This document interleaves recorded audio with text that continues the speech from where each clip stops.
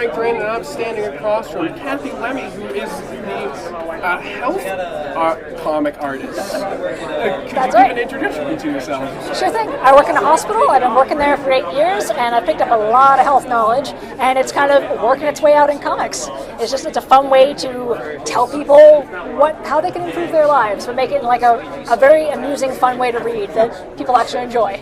So what was the first love? Was it health or comics? It was comics, definitely. I've been doing comics for years and years. I've been a member of Boston Comics Roundtable since about 2007, like a long, long time, and been going to cons.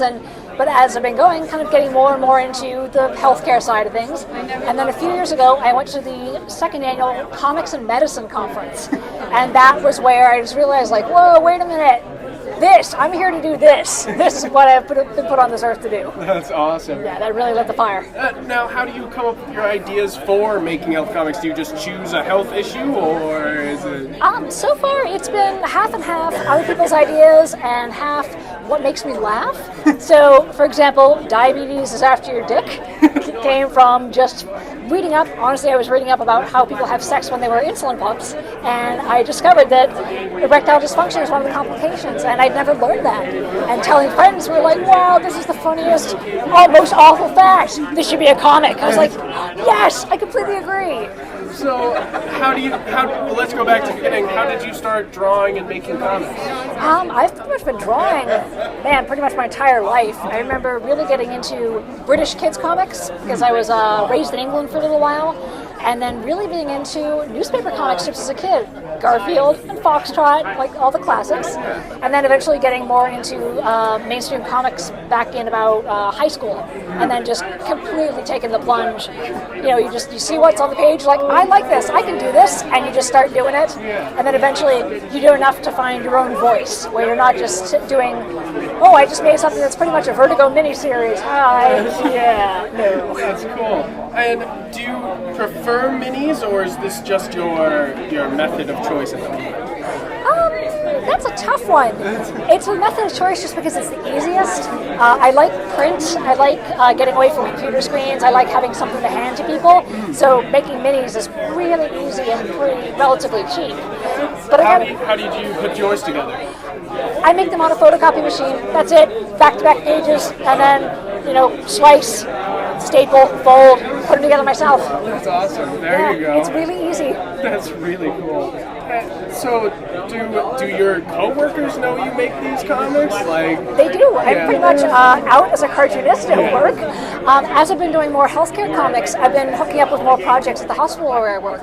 So I've been doing some web comics for a diabetes education group. Those have been getting adopted as patient handouts, and I'm going to be doing more and more projects as more and more people find out. That's so cool. That's great. People really like it. People outside the regular comics world, once they see what you can do with them, their brains start going. The minute I tell them, hey, comics and healthcare, they start thinking, hey, I just thought of 5 ideas we could do. Let's do this. They get really excited. That's so cool. And you've been a part of the Boston Comics Roundtable since 2007. Something like 6 years, yeah. Hey, I feel old now. Yeah. Well, how have they been helping you as a comic book artist? Mainly, just having a peer group has been so supportive and so fantastic. For years, I was just making minis on my own, maybe once a year, not really having anybody to kind of gauge myself against, not really having anybody to get feedback from, but having a peer group, knowing you can get feedback, knowing you can see what other people are doing and saying, hey, wait, what's that guy doing? Oh, I want to do that too. Coming up with anthologies together, that really helps you keep going, and knowing that you have somebody to talk to is so helpful. So, are you just going to continue to make more health comics, or do you have a comic project in the works or something? I've got a couple projects in the works, but I'm waiting until they're done to kind of talk about them more. But it is more of the health comic stuff. It's more instructional stuff about insulin and kind of taking little things like this and taking them to the next level. That's my plan. And so, how many mices have you been to? I've been to all of them. This is my 4th one. Oh, wow, that's awesome. You are the person who's been to the most, I think we've interviewed. Woohoo, winner! Yes. But how has it improved over the years? Oh my gosh, it's become so much better. At the very beginning, it was great. It was very much like a zine fair, just kind of seat of your pants, a lot of stuff slinging together. Every year they've learned more and more things. It gets more polished. It gets even more supportive of all the exhibitors. That's the best part. Having the food, having the kind of the happiness officers going around taking care of you. It's really. It just gets better every year, and it's hard to pinpoint how it is. It's just more and more polished and bigger every year too. And this year it's 2 days, so that's improvement too. Yeah, are you excited for 2 days, or is that intimidating? No, I love talking to people. I can talk to people all day long. So it's like, yay, we're talking, bring it. Hey everybody. Well, is there anything you'd like to plug before we go? Sure thing. Well, this is my brand new one. The brand new comic is Mindful Drinking.